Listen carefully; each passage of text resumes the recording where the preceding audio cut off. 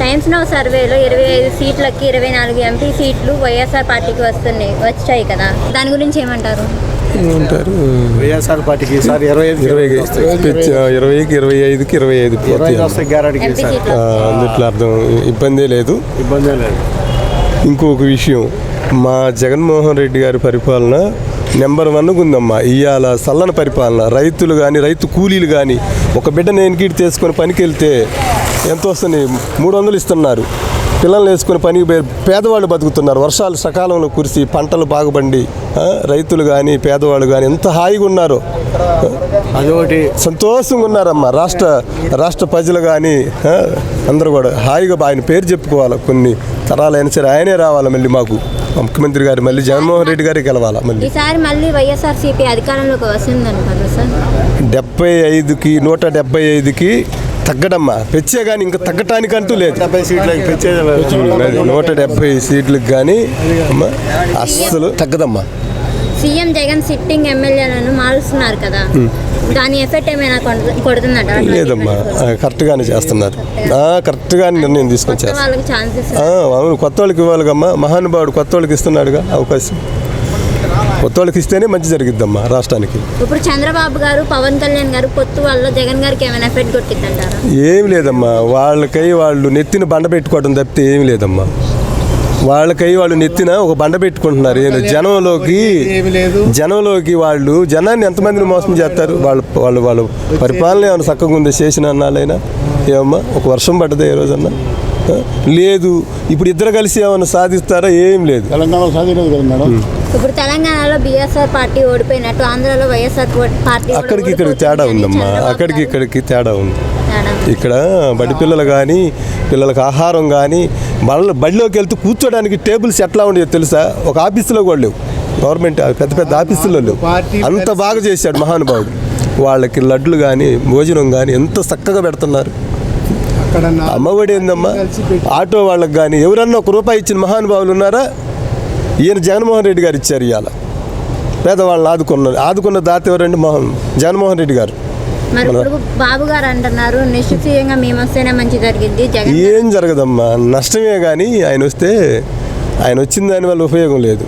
జగన్ గారు వస్తే ఈసారి రాష్ట్రం వలసకి వెళ్ళిపోవాల్సిందే. రాష్ట్రంలో ఉన్న ప్రజలు అవన్నీ ఏమంటే గిట్టన మాటలు అయ్యి ఆయన కడుపు అంటది. ఇప్పుడు పవన్ కళ్యాణ్ గారు అంటున్నారు నువ్వెంత నీ స్థాయి ఎంత జగన్ అని చెప్పండి. అమ్మా ఎగిరి అన్నీ ఉండి ఇతరాకి ఏముండదు అంటే ఏది లేని ఇతరాకి ఎగిరి పడిద్దంట. ఆయన ఏముందమ్మా చెప్పు? ఆయన వేయమను సరే, ఆయనకి తగ్గ వాళ్ళని అభిమానులు వేయమని వేస్తారేమో వేయరు. అదే కనుక ఆయన కలవపోయినట్టే కొంతన్న పడేది. ఆయన గెలవలేదు. ఆయన ఎందుకమ్మా అనవసరంగా డబ్బా కొట్టుకోవడం తప్పితే ఏం లేదు. ఆయన తిడుతుంటే మాకు కూడా బాధగానే ఉంది. తిట్టకూడదు. ఆయన స్థాయి ఆయన ప్రసారం ఆయన చేసుకోవాలా. వేరే వాళ్ళని కించపరచకూడదు. మరి మన ముఖ్యమంత్రి గారిని తిడుతున్నారంటే ఎంత బాధగా ఉంటుంది. ఆయనకు మరి సభ్యత తెలిసిన వ్యక్తి అయితే ఒక రాష్ట్ర ముఖ్యమంత్రి గారిని తిట్టడు. కాకపోతే సమాజం ఈ తప్పు చేస్తున్నావయ్యా అని అడగవచ్చు, తప్పు లేదు. ఎత్తి పడవచ్చు, అంతేగాని తిట్టకూడదు, బూతులు తిట్టకూడదు. మరి ఇప్పుడు నారా లోకేష్ గారు అంటున్నారు ఈసారి పులివెందులలో టీడీపీ జెండా ఎగరబోతుంది, ఎగరేసి చూపిస్తారు అంటారు. ఇదివరకు పోయినసారి కూడా అదే అన్నారుగా అమ్మా. పోయినసారి మాత్రం మామూలుగా అన్నారా? ఆయన అన్నోళ్ళు ఎవరు? తెలుగుదేశం వాళ్ళు. మన రాష్ట్రంలో తెలుగుదేశం నాయకులు అన్న మహానుభావులు ఎవరు?